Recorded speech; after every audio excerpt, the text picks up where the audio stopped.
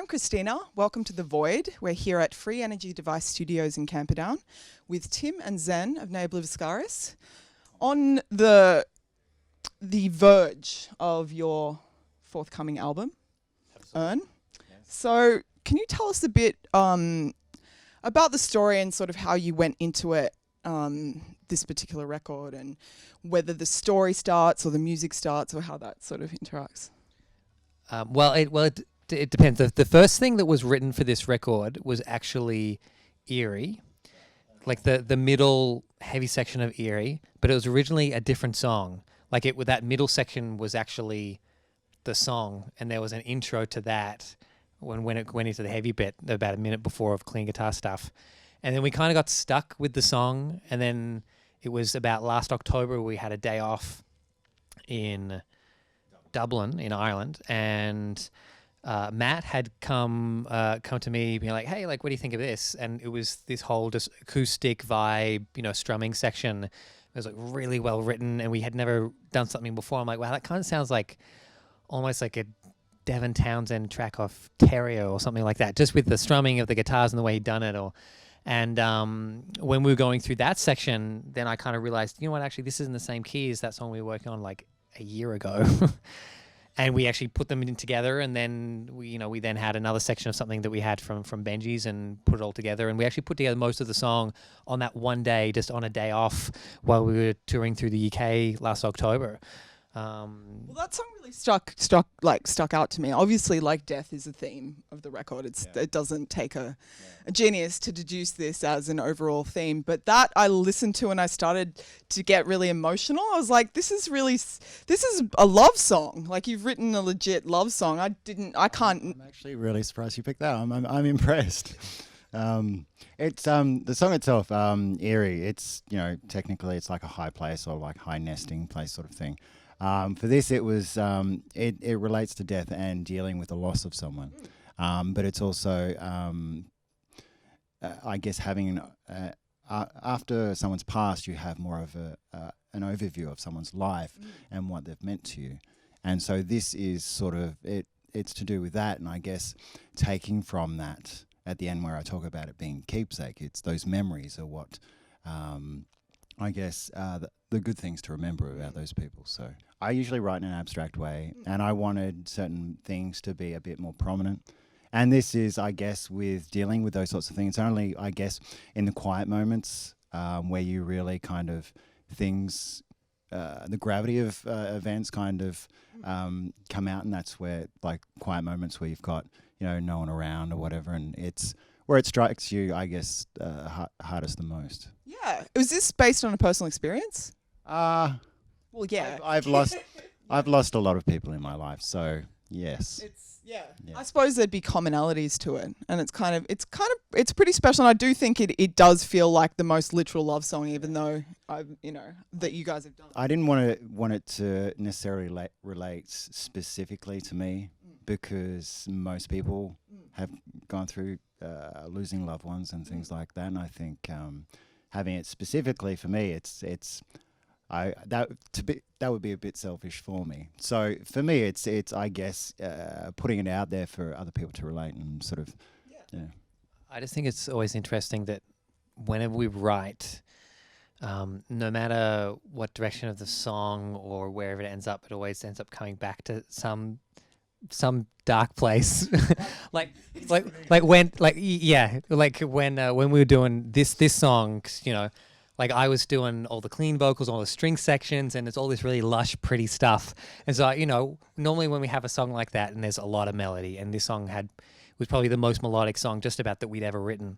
Yeah. And Trying to bring it down. but it's that balance. And I remember, talking about it then, it's like, well, you can't, you got to make sure the lyrics like reflect the song. This is like a beautiful song. And so then, like, well, okay, yeah, we'll make sure it's beautiful, but it's still pretty dark as well. So, but that's really the band, that balance between, all those different elements. And that's one of, I think, the great things about this song is that, it has bits that are really heavy and intense, but other bits that are definitely the most like just starkly, beautiful things that we've, written. And the clean vocals are quite different to what we've done before. And the use of, extended use of string sections and cellos and stuff like that, we haven't really used in a song before either.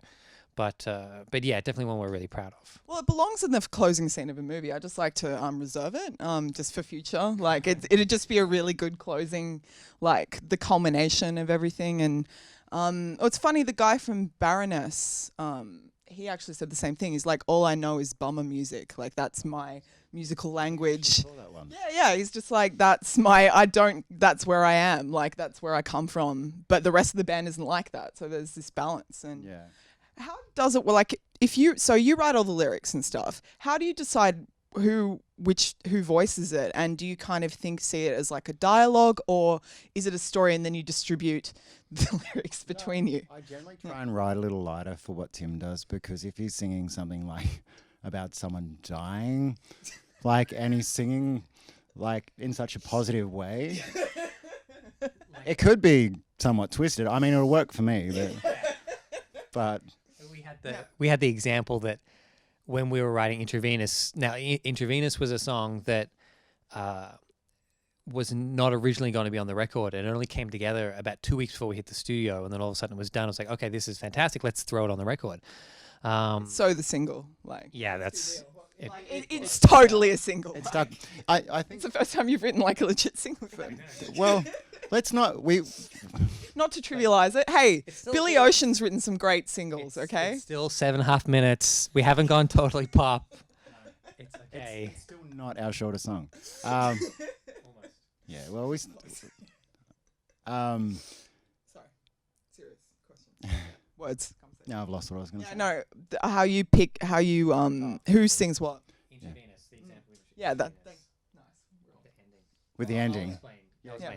So when we were writing Intravenous, because it came together quite late, like we recorded like the drums and the guitars and stuff like that in the studio, the official versions, before we'd even done the vocals. So we hadn't even written the vocals yet, and we were writing them, and I was having a lot of trouble trying to come up with different ideas, and I'd finally come up with some ideas for the ending, and then Xen sent through the concept for what the song was going to be about, and this is the title I've got in mind, this is what the song's going to be about. And I was like, okay, Xen, so like just as like a bit of a heads up, because it was another one about death and darkness, and I was But like, it's about puppies, isn't it? yeah, and the ending of the song, what was it? What was the ending going to be? Because I remember the ending was something dark, and it was like there's something about death at the end of the I song. can't remember. I really can't remember. The original, but the original version of the song, I remember him saying it was like a dark ending, and I'm like, if we're sending Xen an email, being like, just to give you a quick heads up, my final chorus melody's a bit uplifting, so Take that into account, you big goth. Yeah. so I'll send you a demo soon, but just keep that in mind because you might have to get rid of the super dark ending. but I can listen to like really dark music that's. I can listen to light music that has like really dark lyrics to it, and to me, a lot of the time, it can make sense because it's like there's like a juxtaposition of that sort of thing. But with Tim, it was just when writing that, it was just like he's throwing all these things at me, and it's just like, but it's meant to go this way. I mean, overall, the idea of the song still remains the same. And then wasn't it even in when we're actually filming the video clip for Intravenous where we decided to modify it even more with your choruses? Choruses, we'll use that right. So originally with that song, I had this bright idea that because it kind of sounded like a single in comparison to what we normally do, because it was so short, only 7.5 minutes. I think though, because it's like a single, although it's like one of our songs almost condensed. Yeah, it entails everything. Yeah. Structurally, it's more condensed. But basically, the original idea behind my 3 choruses was I was going to do a completely different set of melodies and lyrics for every chorus, because I thought that would get it away from sounding too much like a chorus. I was concerned it would sound too much like a chorus. Like a single. Yeah, exactly right. Like, I'm not writing a single. I don't care. I'm not doing it. No. Yeah, well, Yeah. no, it's not It's really. not prog, mate. It's not prog. No, it's not. But when I actually did that, I was like, you know what, actually, so I recorded like 3 different choruses. And then when I'm listening to it, I'm like, the problem is like the second one and the third one are like better. And so I'm literally like, I'm in Florida recording the vocals and like texting Xen like, hey, I'm like thinking about like changing this and this, like I need like to move this. Does that make sense? And Why are you ruining my song? Yeah, I'm like, yeah, is this okay? And so in the end, we ended up, I think the first 2 choruses are similar, but they had the different last line. So like the last line of the first chorus stayed, but most of the second chorus moved to the third chorus. So that was kind of repeated. Yeah. And everything just became a bit more blended and overlapped. And so there's still some differences each time, but it's not 3 completely separate things. And so that was actually at the very, very last thing. Everything on the whole track had already been recorded and Zen had finished lyrics. And I'm like, hey, we just need to change them a little bit because I've changed my mind. And so we're just always working together and going back and forth. And so even with that, I'm literally in Florida recording and saying, hey, I wanted to change this bit in the first chorus.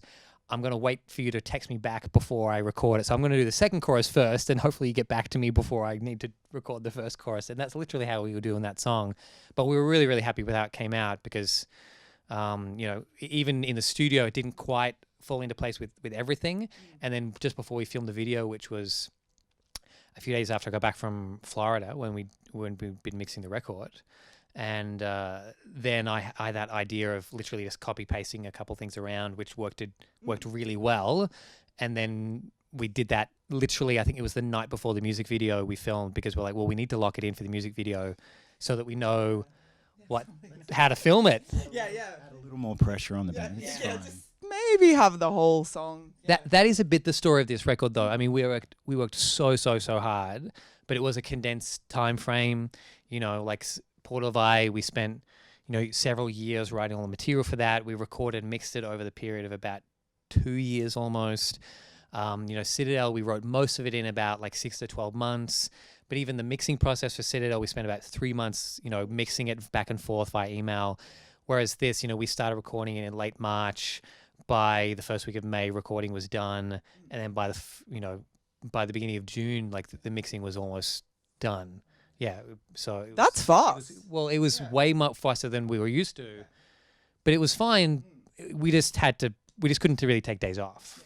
Basically. Yeah, we couldn't take days off, and I think we're aware of time, and sort of we didn't want to take longer for things to be released and delay things. So the whole process, I guess, I mean, after 15 years, it's like that's fast, but if you've been making music together for 15 years, you've obviously developed a sort of a shorthand and a mutual respect where you can actually go, like, it's almost like you've been giving birth to these demon babies, but like, it's not like the baby's just gestating there. Like you're actually like, I don't know, some sort of demon spirits actually going in there and building the baby like one at a time. Is that goth enough for you? Yeah. It's an interesting way to look at it. Yeah, just like, that. I don't know. Look, my brain does some interesting things. I don't know. Yeah, it is that thing where, it took quite a few years to develop relationships in the way that we write, and then that adapts, throughout time. Like when we got, Benji in the band, which was about 2008. That was obviously someone new that then became a important songwriter in the band.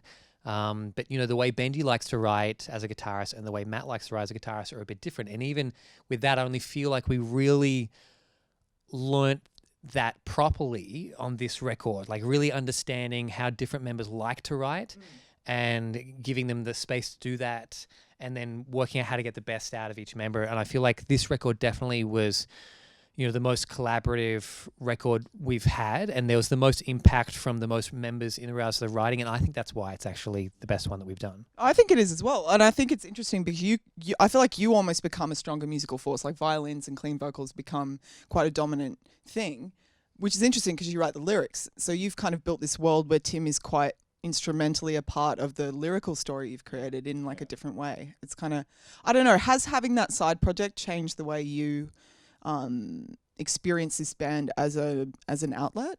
Not necessarily, because with Neo, it's with Neo, it's because we're all different shades, different colors. The music's both extremes. So, like if I'm writing dark all the time, it's not going to really suit everything we do. And with Tim in the band, it'll be a complete contrast. So I don't think it'll work with those sorts of lyrics. And so Antiqua is kind of where I can just put all my dark shit.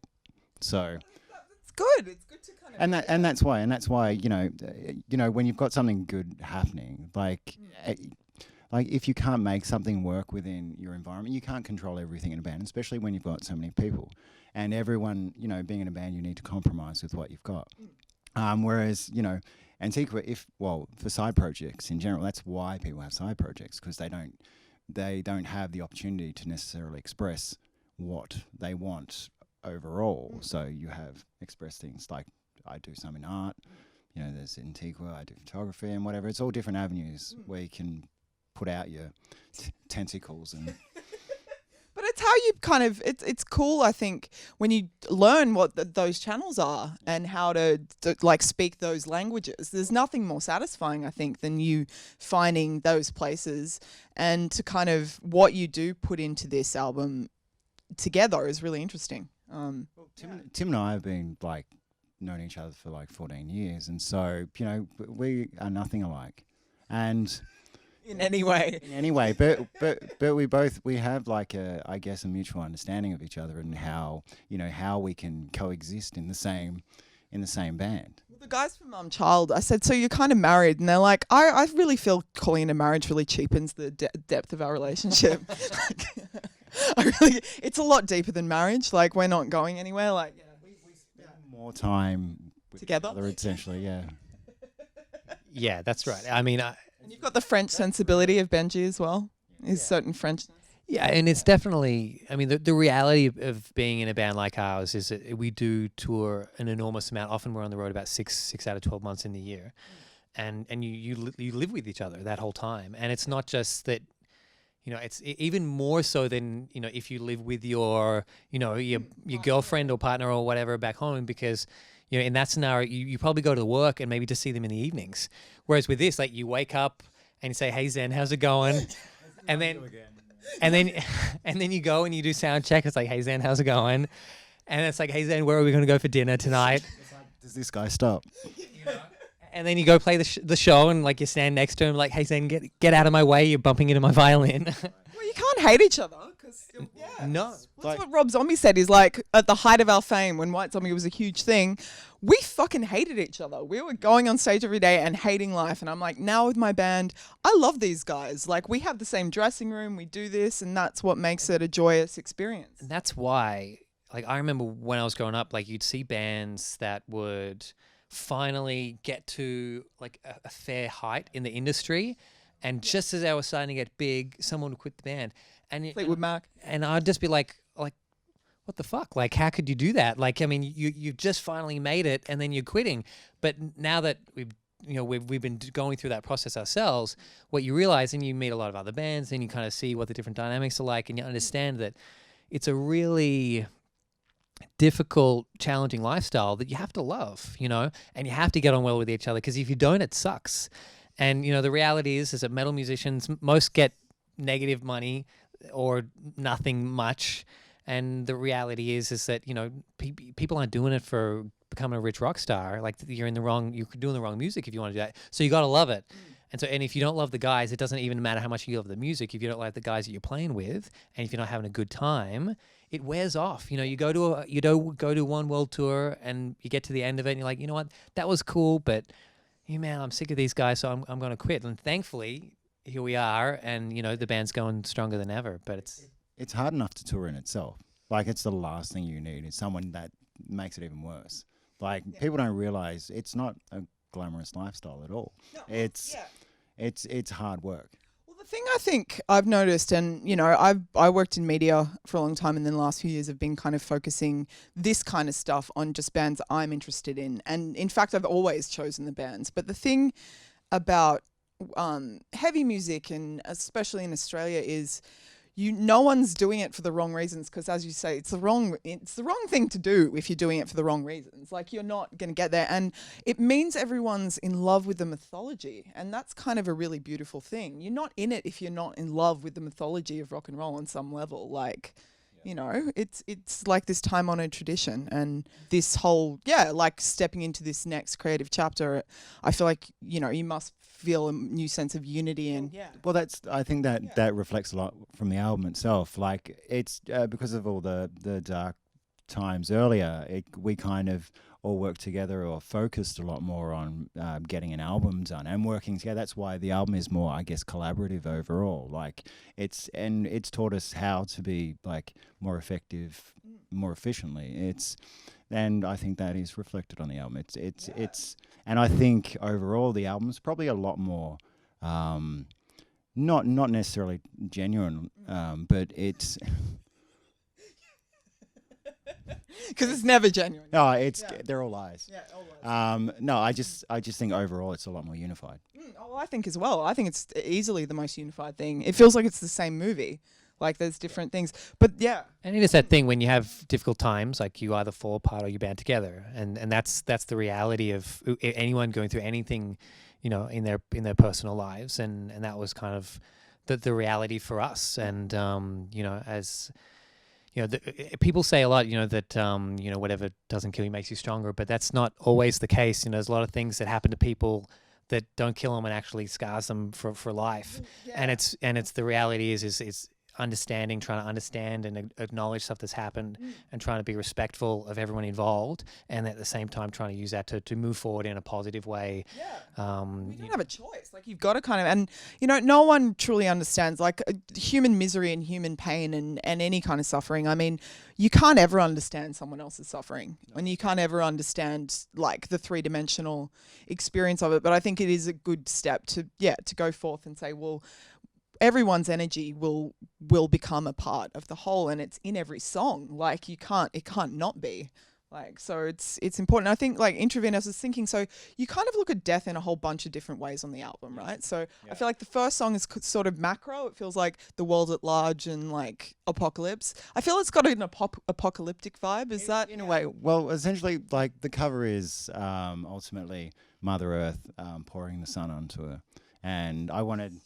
And I wanted something that kind of symbolized, I guess, the end result being like an urn. An urn is something like a keepsake for everyone, and everyone. It's something we all have in common, regardless of race, sex, social status, species. we're all gonna die? That's exactly right, and so the first song. I'm comfortable with death. I don't think there's anything wrong with being. I think too many people are afraid of the idea. Well, I think we need to get back to the discussion we had on a previous interview with Christina. Do you remember? Yeah, about if you're on a bridge and you're like, oh, it would be interesting to burn to death. It'd be an interesting approach. So hence why there's flames on the cover. Look, I don't think there's much sad about death. I think what's sad about is not living. And not being true to yourself and not doing what you're meant to do for a living. Like, if you go to work every day and you hate your life and you're not really that into your relationship and all your dreams are crumpled up on the floor and you wake up at 80 and you're like, what have I done? Then sure, death would be a bummer. But if you're like going forth and, you know, like battling the good forces to do what you love, how can you ever feel bad about dying? Well, the only concern I have about dying is all the things that I can't do. Well, yeah. So, you know. Living forever. But you know, I've got 200 years of stuff I could do. Not gonna happen. it's like I had a near-death experience like many years ago, just before I started the band, and that kind of taught me a lot about the fragility of life and that sort of thing. I mean, I had a good perspective on death and that sort of thing, you know, growing up goth. Hey, I was there. It was good. It got, But back when I was doing it, you had to like know the first like all the lyrics to Bauhaus, and like you had to know all the good bands, and then like the next generation with their fucking Fringes and their Fall Out Boy and all that garbage. I was just like, My Chemical Romance sound like a fucking just high school band, just awful. Like, yeah. I'm sorry. I'm like, I just feel like the whole thing just got. I don't know, that whole thing. I don't know. Once upon a time, it was a noble thing you had to learn things about. Anyway, this is a whole other thing. Yeah, well, that's right. Yeah. That's right. Yeah. I might cut that out. I'll let you guys talk about the goth stuff. Yeah, I would have failed as a goth. So. You would have failed. All we need is some red wine and we'll be set. Yeah, it'll be fine. The darkness, the fragility of life. Anyway, yes. The songs. So how about it? The first song is more. It's essentially overall to do with extinction. Yeah. And I guess the things that mankind creates subconsciously and subconsciously, which affects all life, whether it's other people, animals. It's to do with extinction and how we've created it. And all the, I guess I use a line in there where it's our end design, which is ultimately, we're ultimately all the things that we do to this world, where essentially the end thing that is, if we don't do something about it, is that will destroy everything. We are cruising towards extinction. Like it's not even, people don't want to really address it, just be good little consumers. But there's some really terrifying things about the way the planet is unfolding that we could be quite, Well, we're heavily overpopulated, and you know got things like the world's resources. animal agriculture. Exactly right. I'm being a big vegan Yeah, myself. I'm So there's a little bit. There's That's wicked, I touch on that sort of thing in the song. It's not. The song isn't necessarily about just specifically like animal agriculture and things like. It's just about everything we do. We build.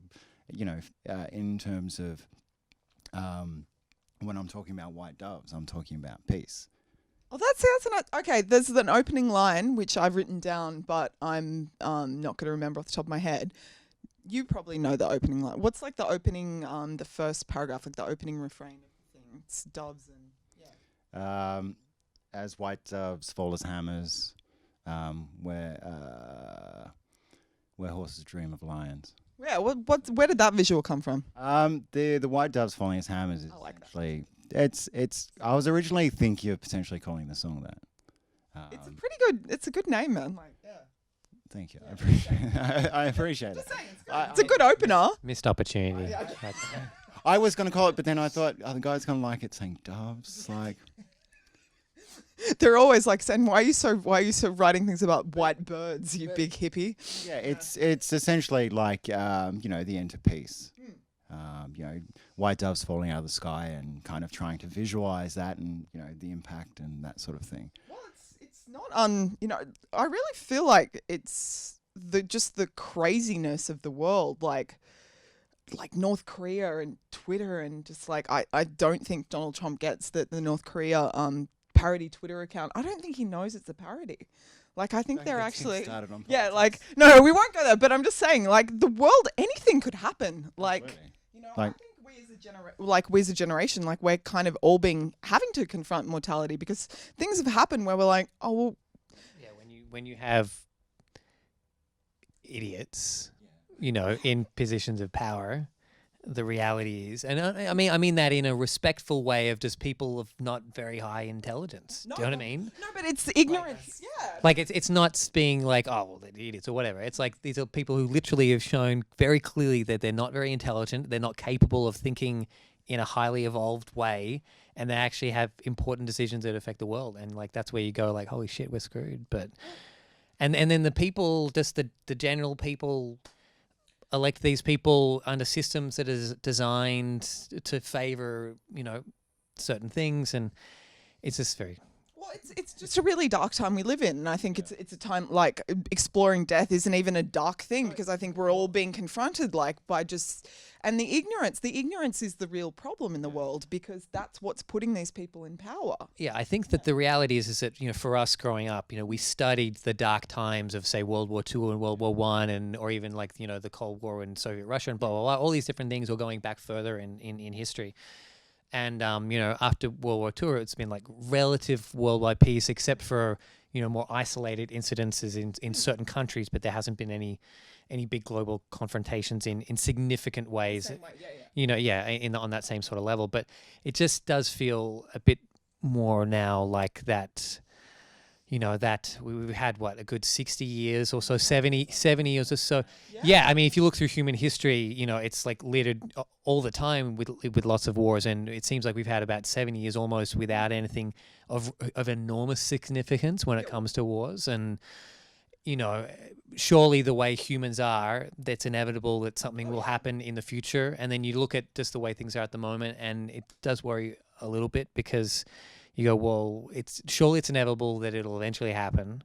And it does seem like there's a few things that, you know, could lead things down that path. But at the end, you know, I mean, we all have a choice in the way that we do things and the way that we impact things, and everyone has a choice in how they involve themselves in their society and how they involve themselves in, you know, politics or whatever. Do you know what I mean? People can sit on the sidelines, or they can get involved and at least have a voice and be part of the discussion on how they want our world to be, so that, you know, so that my daughter and her kids and, you know, their kids can still have a planet to live on, you know, because it's not a ridiculous thing to say that 100 years from now, maybe the planet will just be rat shit. Yeah, well, it's not impossible. Like, this absolutely. it's Actually likely. no, well, but this is the thing. Well, at this stage, yes. Yeah. And that's why it's not really that dark to be dark, because we are confronted with this, and the knowledge, you know, in an age of information, ignorance is a choice. It's just a choice a lot of people are making, which is a problem. And it's a cool thing to kind of open the record with this sort of macro world, because I feel like,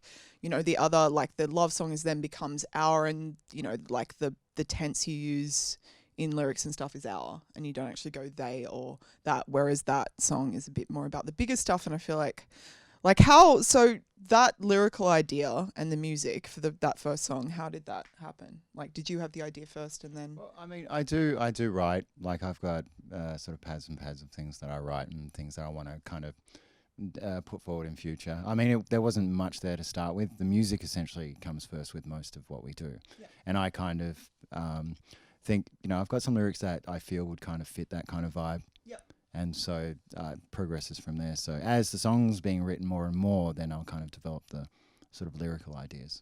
Yeah. Yeah, cool. I mean, that song was definitely, you know, quite a collaboration. You know, I think initially we had about the first 3 or 4 minutes or so was literally Benji just saying, "Hey guys, here you go. What do you think?" Here's the thing. Yeah, and it was like, yeah. That was I like, you've got nothing else, then. Yeah. You know, It'll work. Yeah. and that's normally the way when Benji sends something through. It's like, sure, we'll tolerate that. He's pretty great. Oh, You know, he's not, you know, there's a lot of guitarists in the world. He's pretty exceptional in as far as guitarists go. Like, Yeah, well, that's why we recruited him from France. So, you know, to travel all that way is pretty special. did you really do that? Yeah. You actually, how did you, We yeah, wait. auditioned him from France. And you made him move here? Oh, I mean, obviously it was his choice. No, you didn't. No, yeah, originally. Actually, I forgot. Well, I don't think we've ever actually talked about this. Well, we originally, so we lost our lead guitarist 2007, I believe. I can't believe that's a decade ago. I know, everyone's like so old now, and Not aging, I've decided. yeah, I'm in that club, and so we put out auditions online, and so we were only kind of really expecting sort of local people. Yep. And then we had a few from overseas. I think was it US? A couple of people from the US. Yep. And with Benji's case, he had a friend that got him onto us, and then said, "You should try out for this." And so essentially, we got we were back and forth with Benji, sending him stuff, and we were getting him to write lead parts over. Was it Xenoflux? Was it? Yeah. So he did. Yeah, so he did send us a video of Tapestry of the Stylus Abstract, and then that was really great. So we got him to actually compose a few leads over and play Flowers of Kaleidoscope, and that was amazing. And we were like, well, would you really come to Australia? Because, like, you're pretty great and we'd love you, but, you know, you're in France. Oh, it's a little bit of a... But Benji, like, you know, he was interested in traveling, and he liked the idea of coming to Australia and doing something different. He was living in the south of France, in Bordeaux. He kind of wanted to move anyways, and so it was like, well, this is a good excuse. I'll just move to the other side of the world. Yeah. But, you know, we've been so fortunate to have him in the band, and, you know, his contribution to the band is enormous. But, I mean, with this song, you know, like with quite a few, I mean, it started with an idea of his, and then I basically then had some ideas to toss the structure around. Like, a lot of the second half of this song is, you know, reworked versions of riffs that are in the opening section, but, you know, with sections that are completely different. Like, there's a bit about, I don't know, about 8 minutes into the song where, you know, Xen and I are both singing at the same time, and I'm doing a violin solo, and there's a guitar lead, and it's all at the same time, and it's the same riff from about a minute into the song. How do you do that live? Well, I sing in and out We have actually. Well, you know what? We actually haven't done it live before, and we've never rehearsed this song. So Good luck with that. So we've got a lot of practice coming up in the US. So yeah. I'm gonna work it out. yeah, you know what? When I sent through the demo, the response I got from the boys was like, Tim, like, how you gonna like do that live? He's done a few things where he's playing violin and singing kind of at the same time. A lot, yeah.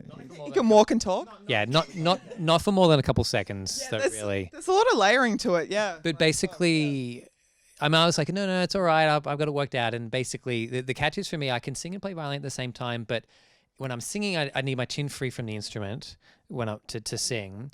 But I need my chin on the violin if I'm shifting up to go into high positions. Yes. So basically, the way I wrote the parts was I deliberately wrote the violin melody to stay in first position while I'm singing, so that I can take my chin off and I can keep playing, and that's fine. And then at the end, where the violin goes up high, I've stopped singing by then. So it's practical consideration. In theory, it's very possible. I just need to practice, and I guess if you're watching this and you're seeing our US tour about now or in the near future, or you just saw it maybe last night and I fucked it up, then he really tried, guys. You can He tried in the comments below. But fucking Tim with that song. And can't you be three people at once? Like, what kind of musician are you? But I mean, I think this song is a great example of the collaboration of everyone in the band, because like the middle section was the acoustic section there.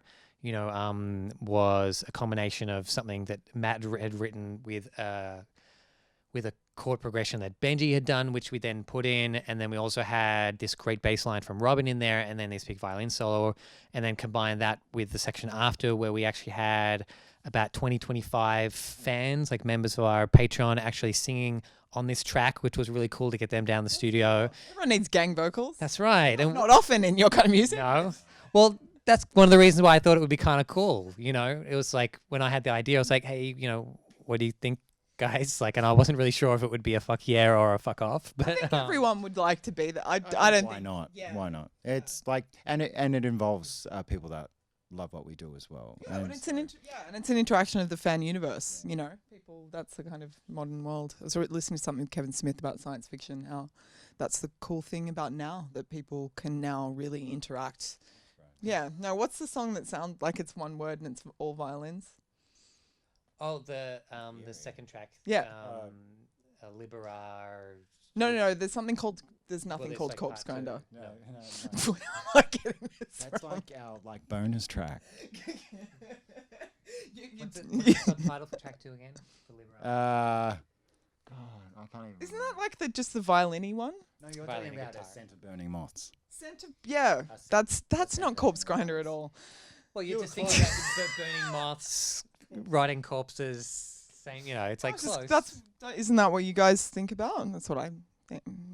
I'll get my coat. So let's talk about that. Yeah. How about that? How about that song? Well, Xen doesn't have that Like, much to say. There's not many lyrics. I just essentially titled it because there are no lyrics. It's more more of an afterthought. It's kind of like when it's like there's. Not an afterthought. Yeah, I was gonna say you're pretty heavily It's involved. just like we'll just have No words. We'll have a title and a silent track. Yeah. It's fine. No, because I needed something. Like it was going to be a separate track for Tim and sort of Benji to sort of write for, and so I needed sort of to, I guess, because it feels a bit retrospective. Yeah. And so I wanted kind of finalizing it, but also have that kind of retrospective on the previous part 1. Yeah. And so a scent of burning moths is essentially like moths disintegrating and just disappearing. Essentially, They kind of do. They kind of turn into dust. Yeah, and so Dust, ashes, urn. There's a whole thing there? There you go. Hey, oh my God. See, is it all making sense now? The urn is full of burning, dead, ground up moths. Or people. Yeah, anything. We're all become dust. Is this what we're trying to say here? In a way, yeah. We're all just a big bunch of dust in an urn. That's my take on the record. I'm gone. Carry on. Tell us about it. The more you read the lyrics, the more you'll pick up certain things that I'm sort of talking about. So it'll it all fall into place. Well, it does. It's really cohesive, and I can't always understand lyrics with shoutiness. Like I just can't. Okay, I try. I don't know. My hearing's damaged from years of shooting in front of speakers. That's a whole other thing. But you know what I mean? Like it's nice to get the lyric booklet, spend some time with it. Just saying, like just do it. It's interesting. Yeah, I think that like with this track, basically, it came together as like a development from one of the chord progressions from earlier in part 1 of Libera, and which was then something that Benji and I just worked on really briefly, and he basically just came up with this chord progression and just came up with like an A and a B section, and then we had like a 1.5-minute version of that basically on the spot, and then basically it was just then expanding to work out the final violin part from there. But it's great to have, I guess, that opportunity to do something that's a little bit different and have that kind of quieter moment on the record, especially after this big kind of bombastic 10-minute start to the record, and then to flow into the, I guess, quite exciting beginning that we have with Intravenous. Well, it's a neat, like there was moments in the album where I'm like, oh, are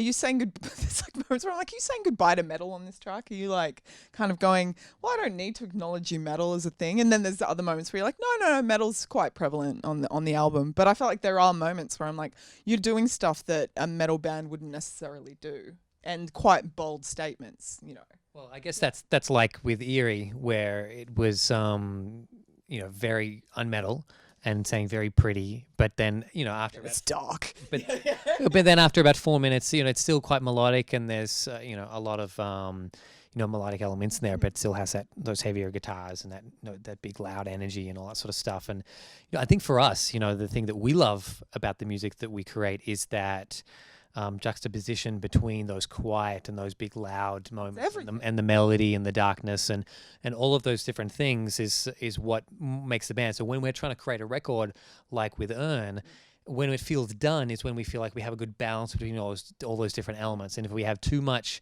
that is maybe not extreme enough, or too extreme or whatever, then we're looking for that else. And that's where the album didn't really feel finished until we had, I think, Earn Part 2 in the bag, and that whole song is so big and intense.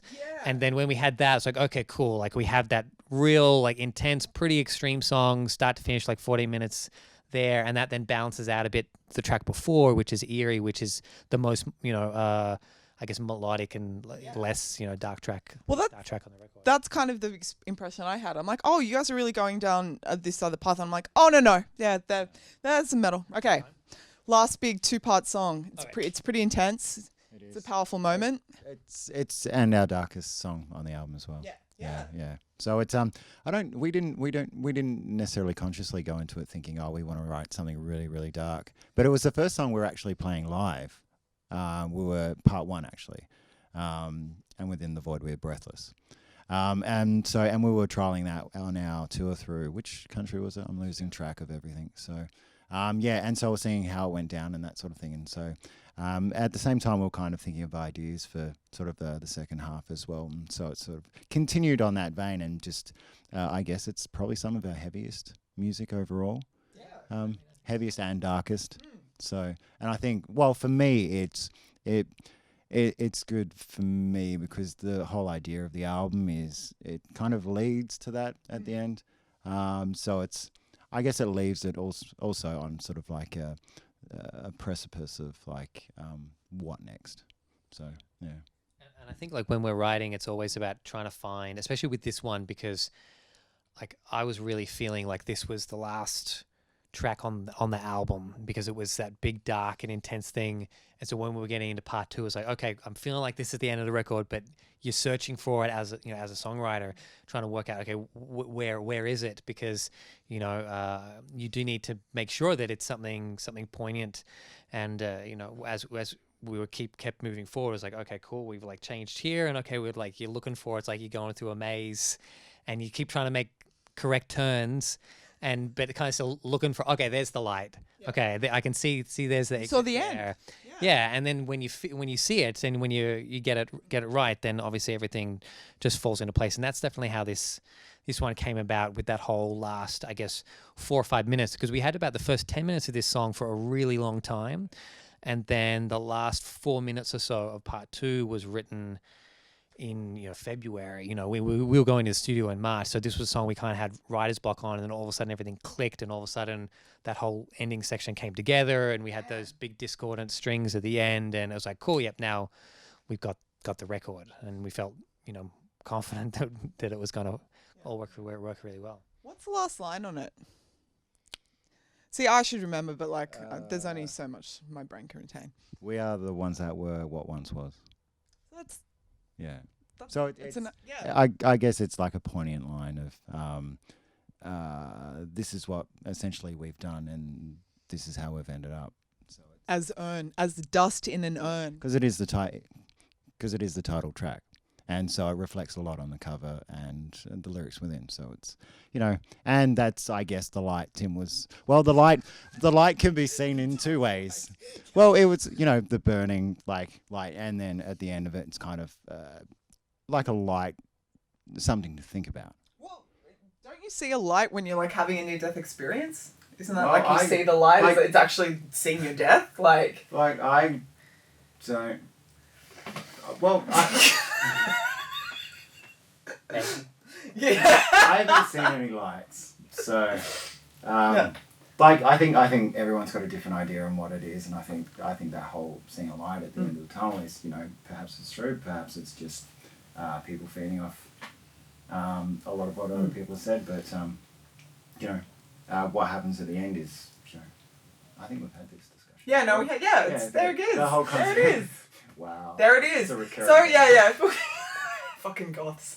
Never stop being goths.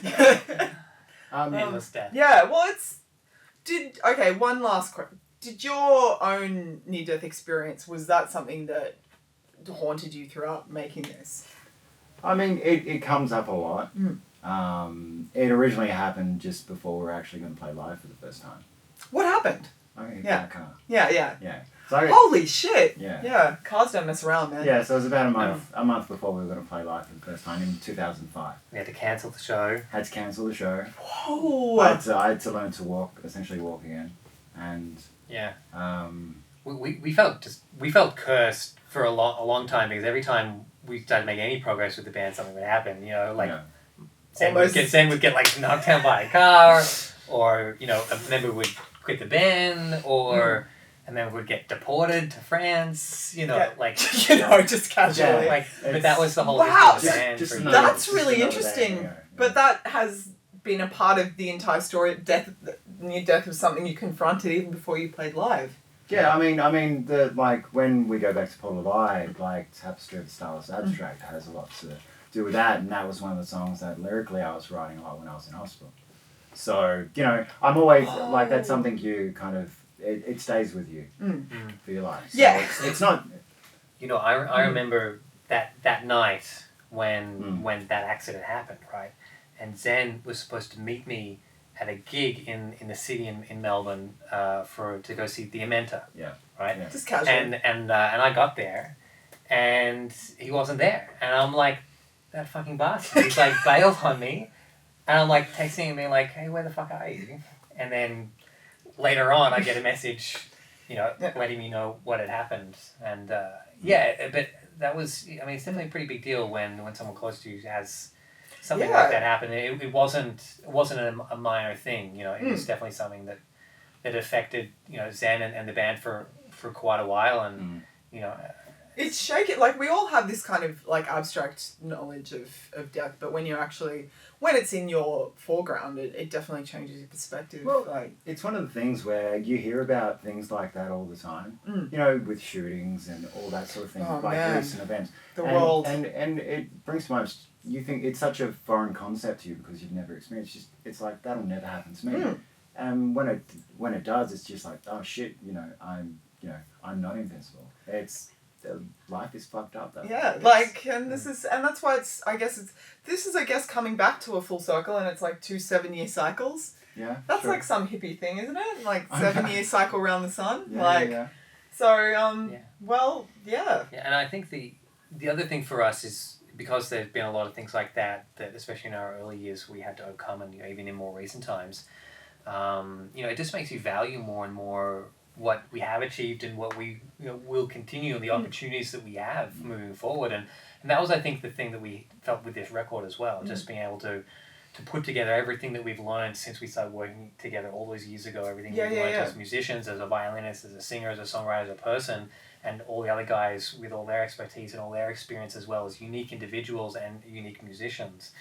And just putting that all together as a team. We're not a band, where you have like one guy who just does it all by himself. Like Trent Reznor. Yeah. Well, and says like, here's the album, you know what I mean? Yeah. Like there's different members have different things that they're good at. And, when you put all those pieces together, that's how we turn into, this band, and how we end up with an album like Earn. Indeed. Well, thank you, gentlemen. Our pleasure. Thank you. It's been enlightening.